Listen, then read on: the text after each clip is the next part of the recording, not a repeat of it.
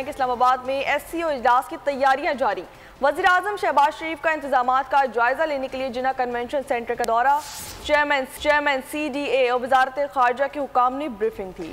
वज़ीर-ए-आज़म का इंतजामात पर इज़हार इत्मीनान शंघाई ताउन तंजीम के सरबराह हुकूमत का 23वां इजलास 15 और 16 अक्टूबर को इस्लामाबाद में होगा।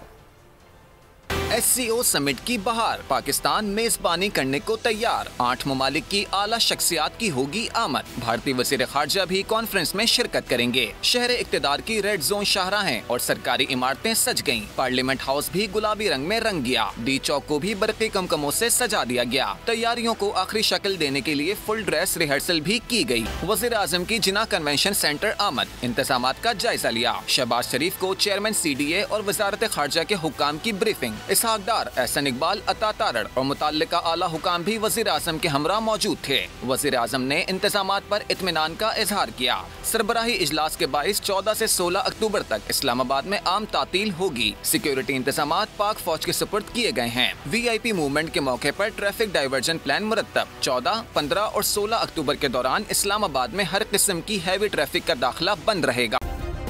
सब्सक्राइब करें और बेल दबाएं ताकि कोई खबर रह न जाए।